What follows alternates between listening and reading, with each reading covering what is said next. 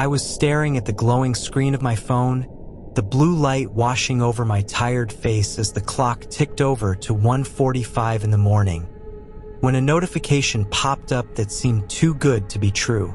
It was a delivery request for a single bag of takeout with a $50 tip attached, but the drop-off location was deep within the skeleton of the new industrial park that had been stalled for months due to a lack of funding. I should have known better than to chase a high-dollar payout into a place that didn't have streetlights or a soul in sight. But the rent was due and my gas tank was sitting on empty. As I pulled my battered sedan off the main road and onto the gravel path leading toward the construction site, the silence of the night felt heavy and thick like a physical weight pressing against the windows. The site was a graveyard of rusted cranes and half-finished concrete shells that looked like jagged teeth biting into the dark sky. My headlights cut through the swirling dust, revealing stacks of lumber and rolls of chain-link fence that seemed to shift and move as the shadows danced across them. I pulled up to the main gate, which was surprisingly wide open, and checked the app for the specific delivery instructions. The customer's name was listed only as M, and the instructions were strangely specific, telling me to drive past the first two buildings and stop exactly beneath the yellow crane that towered over the center of the lot. I felt a cold shiver crawl up my spine when I realized how far I was from the entrance, and I kept the engine running as I reached into the passenger seat for the thermal bag. Suddenly, my phone buzzed with a message from the customer that made my blood turn to ice. "I see you arrived. You should probably put on a jacket because the wind is picking up and that thin blue hoodie you're wearing won't keep the chill out," the message read. I froze in my seat, my hand gripping the door handle, as I looked around the dark, empty lot with wide, searching eyes.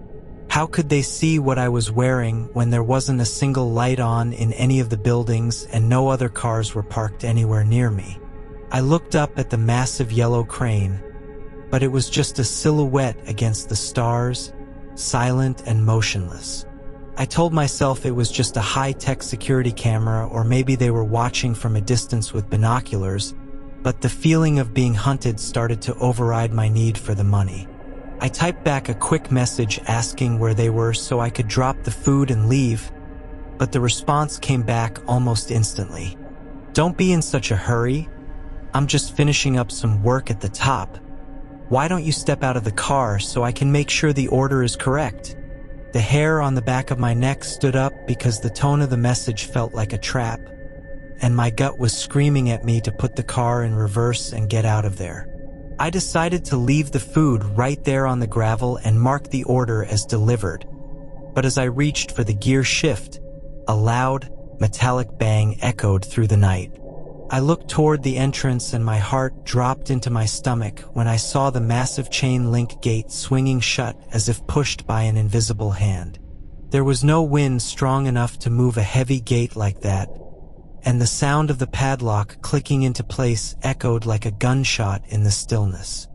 I was trapped inside the perimeter with someone who was watching my every move from a vantage point I couldn't see. I threw the car into reverse and slammed on the gas, the tires spinning and spitting gravel as I raced back toward the gate, hoping I could somehow ram my way through or find another exit. As I sped toward the fence, my headlights caught a figure standing right in the middle of the path, just a dark shape that didn't move or flinch as I bore down on them. I slammed on the brakes, the car skidding to a halt just feet away from the person. But when the dust settled, there was no one there. It was just a tall, wooden post with a reflective vest draped over it to look like a human in the dark. My breathing was shallow and ragged as I realized I was being played with, like a mouse in a maze designed by a predator. My phone buzzed again, the screen lighting up the interior of the car like a flare. "You shouldn't have tried to leave without saying goodbye. Now we have to play the long way," the text said. I looked back at the crane and saw a small, red light blinking at the very top, and I realized that was where they were perched. They weren't just a customer. They were the one who had locked the gate, and they had a bird's eye view of the entire lot. I tried to call the police, but the screen showed no service, which was impossible because I had full bars just 5 minutes ago on the main road. They must have had a signal jammer, a realization that made the situation feel much more professional and much more dangerous. I knew I couldn't stay in the car because I was a sitting duck, so I grabbed a heavy tire iron from under the seat and stepped out into the biting cold. The silence was gone now, replaced by the low, rhythmic humming of a generator starting up somewhere in the darkness. Suddenly, the massive industrial floodlights on the edge of the site flickered to life, blinding me for a second before they settled into a harsh, flickering glow. The lights didn't make me feel safer. They just made it easier for whoever was up there to track me as I darted between the stacks of construction materials. I heard the sound of footsteps on metal grating, a slow and deliberate clanging that seemed to be coming from the stairs of the crane. They were coming down to meet me. I ran toward the back of the lot, hoping to find a hole in the fence or a place where the ground had been dug out for the new sewer lines. I could hear the person laughing, a low sound that was being amplified through some kind of speaker system on the site. "You're fast, but you're running into a corner," the voice boomed, echoing off the concrete walls of the unfinished buildings. I saw a small gap under the fence where the rain had washed away the dirt, and I dropped to my stomach, sliding through the mud and jagged rocks, ignoring the way the wire tore at my clothes and skin. Just as I pulled my legs through to the other side, I saw a pair of heavy work boots stop right at the fence line where I had been a second before. I didn't look up to see his face. I just scrambled to my feet and ran toward the woods that lined the back of the property. I didn't stop running until I hit the pavement of a different road nearly 2 miles away, my lungs burning and my heart hammering against my ribs. I found a gas station and begged the clerk to let me use the landline to call for help.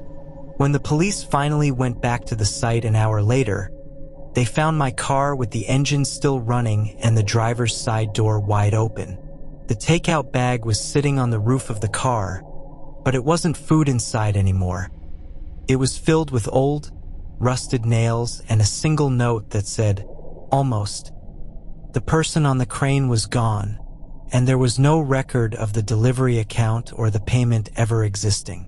I stopped doing late-night deliveries after that night, and even now, every time I hear the sound of metal clicking or see a crane on the horizon, I feel that same cold hand of dread gripping my heart.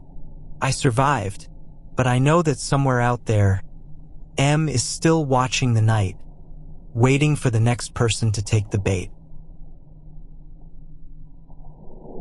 The house sat at the very end of a winding, private road that was flanked by ancient, gnarled oak trees whose branches reached out like skeletal fingers clawing at the moonlit sky. I had been hired to house sit for a wealthy couple who were traveling abroad for a month, and the isolation of the property was supposed to be a selling point for someone like me who needed the quiet to study.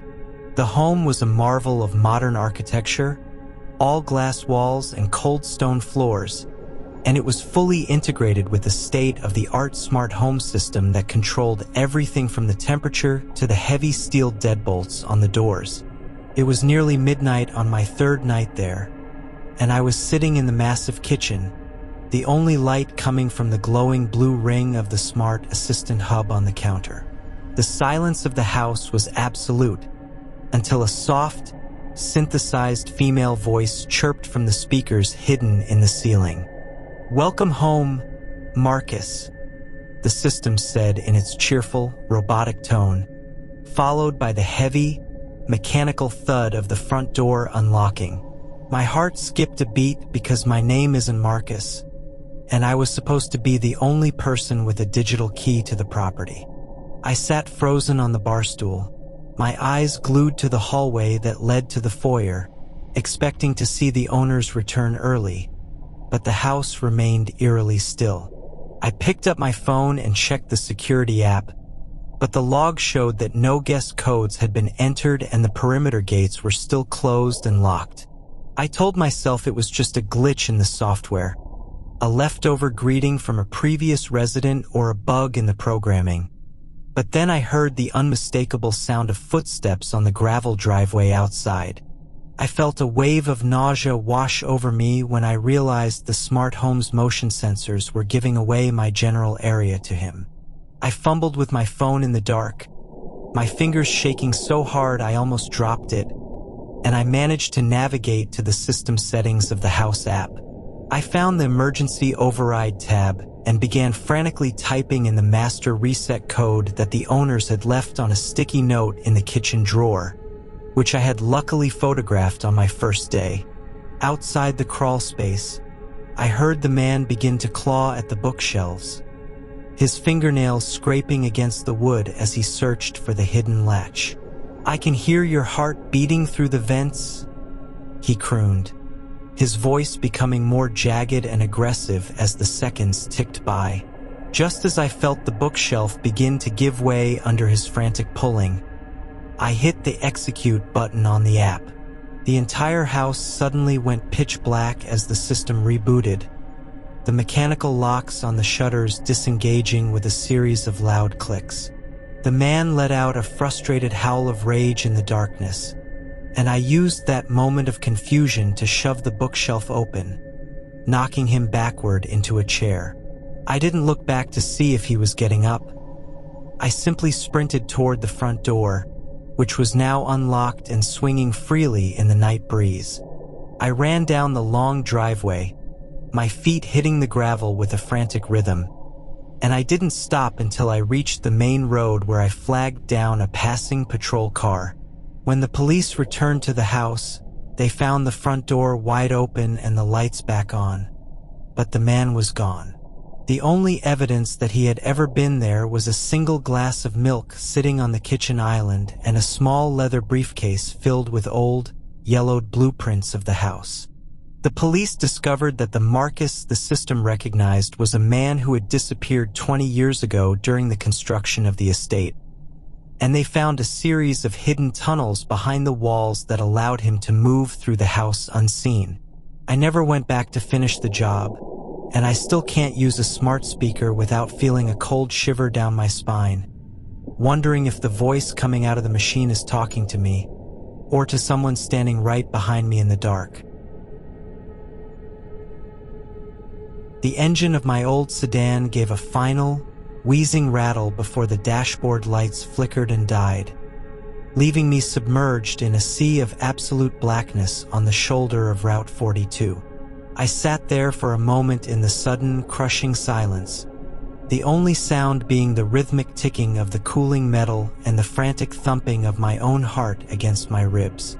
I was 50 miles from the nearest town, tucked deep within the dense, suffocating canopy of the national forest, and my phone had lost its signal nearly 20 minutes ago when I decided to take this shortcut to save time. I gripped the steering wheel until my knuckles turned white, staring into the abyss of the road ahead, where my dead headlights had once carved a path through the dark.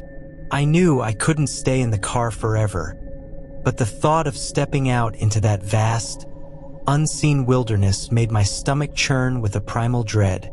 Eventually, the cold began to seep through the glass, and I realized I had no choice but to start walking toward the last intersection I had passed. I grabbed my heavy flashlight and stepped out, the gravel crunching loudly under my boots like breaking bone in the stillness of the night. I began to walk, the narrow beam of my light dancing across the towering trunks of the pines that seemed to lean in toward me, as if they were whispering secrets I wasn't meant to hear. After about a mile of walking, I rounded a sharp bend and saw something that made my breath hitch in my throat. In the middle of the road sat a silver SUV, its engine idling with a low, predatory growl and its headlights off, but its hazard lights were blinking in a slow, rhythmic amber pulse.